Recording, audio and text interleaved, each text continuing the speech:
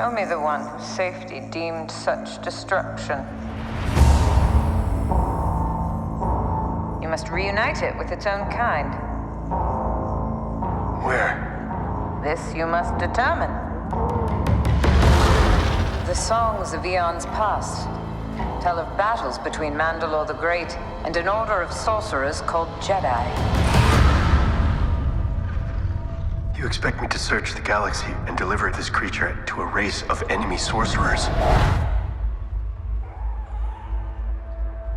This is the way.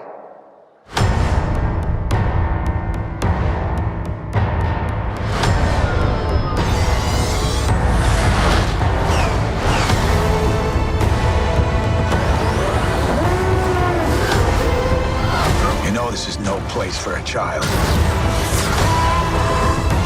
Wherever I go, he goes.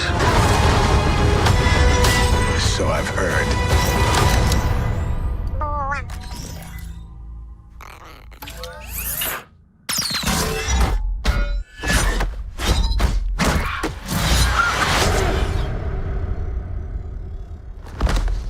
This is the way.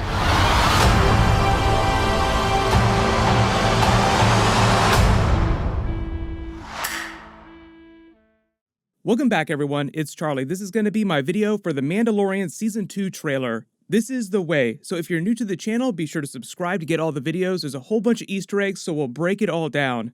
The episodes will start dropping on October 30th, as they say during the trailer. Of course, I'll be doing videos for all the episodes during Season 2, just like I did for Season 1.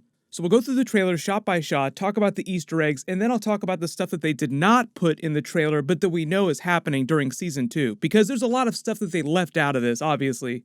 But they open with the shot of the Razor Crest limping past this planet on its way to another water-based planet with a cargo hold jammed open in the vacuum of space with a ton of battle damage, looking like they're just barely escaping whatever encounter they just had. They start with a voiceover from the armorer at the end of Season 1, which crosses over pretty much the entire trailer. There's very little dialogue from Season 2 in the actual trailer, just from that fight scene at the very end of the trailer. But she talks about reuniting Baby Yoda with his own kind, and he talks about the Jedi as a race of ancient sorcerers. You get that cool music cue from Ludwig Göransson. That's part of the Season 2 music. If you like the Season 1 music, obviously it's going to be off the chain during Season 2. Then you see Mando and Baby Yoda with his new carrier pod that they made for him at the end of Season 1, walking through the night to another town. You can't see what kind of aliens there are here standing in the street just because it's so dark, but you see some eyes flash red like Jawa's eyes. Then when he asks where his kind are, where the Jedi are, she says, "This you must determine," and the Razor Crest flies over Tatooine again, which is a nice Easter egg because Luke Skywalker, Anakin Skywalker, Obi-Wan Kenobi all lived on Tatooine, all Jedi. You know it's Tatooine because the Tusken Raider riding on his bantha. There are a bunch of scenes in the trailer on Tatooine. This is another scene of them, though, on a different ice planet that we've never been to before, giving you Hoth vibes. Like earlier when Jon Favreau was talking about the Season 2 episodes, he referenced Empire Strikes Back, the sequel to Season 1. So obviously we're going to be traveling to a Hoth-like planet, but this doesn't confirm that it's going to be Hoth. It's probably some other planet. She talks about the songs of eons past, telling of Mandalore's great battles with the Jedi as Mando bends down to talk to Baby Yoda in the snow, who might be seeing it for the first time. It's hard to tell where he's been before. He's supposed to be 50 years old, so we don't know how long he was with his original parents before he was separated from them, if they're still alive, but they probably lived on a swamp planet because that's where his kind mostly thrives. So we might actually be seeing snow for the very first time. Then the water planet that the Mandalorian is walking through with his jetpack there might actually be Mon Cala because of all the Quarren standing in this port. We've never actually been there before in the live-action movies. When the armorer says the word Jedi, though, you see this hooded figure, seemingly part of the Jedi, that's kind of what they're trying to imply by the trailer, then disappear, but it could just be one of the agents or other people that are looking for him, like Moff Gideon's people. There's also the idea that around this period in galactic history, there weren't really a lot of Jedi. There were a lot of people that survived the Purge who were Force sensitive, or people that were partially trained as Jedi, but then didn't complete that training. So they could be referring to a lot of those people when they're talking about quote-unquote Jedi. The closest thing that we know to actual Jedi showing up during Season 2 would be Ahsoka, and she's technically not a Jedi anymore. She left the Order, so she's a former Jedi. Then you see them on the boat on that same water planet traveling somewhere. It sounds like they use that special volume where they create different environments just to see what they could do more over Season 1. Like, what did we not try during Season 1 that we can try during Season 2? Well, we got ice planets. Well, we got water planets. This is the Razor Crest encountering a squadron of X-Wings. Like I said, Empire Strikes Back references. Doesn't this make you think of the Cloud City encounter when they were going to Cloud City and the two ships rose up next to them in the clouds? I'm guessing that whatever they're doing in this scene here, they're just encountering the New Republic. We saw them a little bit during Season 1. Now it seems like we'll get more backstory and what's going on with them during Season 2. This seems like them traveling on speeder bike through the Tatooine desert. This is the first look at Cara Dune and Greef Karga back on Navarro. Then this scene, obviously, of more TIE Outlanders, the special TIE fighters with the bendable wings that you saw at the end of Season 1 that Moff Gideon was using, looks like it's happening on Navarro again, too. These obviously would be more of Moff Gideon's forces. Then this is probably just another bunch of his stormtroopers on what's probably one of his Imperial Star Destroyers, or maybe the only one that he has. It's hard to tell how many forces and which ships that he has, but Giancarlo Esposito did imply that he had a quote-unquote larger ship. He referred to it in a very funny way, making it sound like it was a really, really big ship, like an Imperial Star Destroyer. It's hard to tell where this speeder bike chase is happening. It could also be happening on Tatooine. It could be happening somewhere else with this patrol of scout troopers. But then you see Mando during this same chase scene separately using his jetpack to go after them. This is him in a cage stuck underwater trying to escape. Then they cue up the big fight scene with the whistling birds again, with them at that fighting ring with that funny mic drop moment. It's a couple of Gamorreans fighting in a ring with a bunch of other aliens, looking like it's just some sort of giant casino with a lot of betting going on in the background. I can't tell which celebrity guest is voicing this alien here who's saying, you know this is no place for a child, but I'm guessing that it is one of the surprise celebrity cameos. There's always a bunch of weird celebrities and Star Wars fans from Hollywood that show up in the background as minor aliens. It just seems like this is meant to reveal a bunch of other bounty hunters that are trying to take Baby Yoda from him, so I'm assuming that Moff Gideon has also taken out more bounties on Baby Yoda, so he'll be chasing them off left and right while he's busy trying to find the Jedi. They have that funny moment where he activates the whistling birds and Baby Yoda looks down at it, instantly remembers what happened during Season 1 when he saved him with the whistling birds, hits the close hatch button because he knows what's about to happen. Yoink!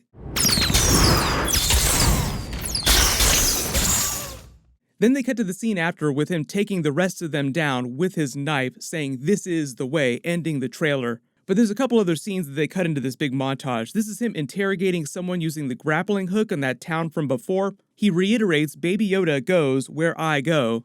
And then obviously there's a bunch of stuff that we know about during Season 2 that did not appear during this trailer. So you didn't see any kind of Ahsoka, at least that we know about. She could be hiding in the background of one of these shots and they just digitally remove her, or they haven't added her in yet.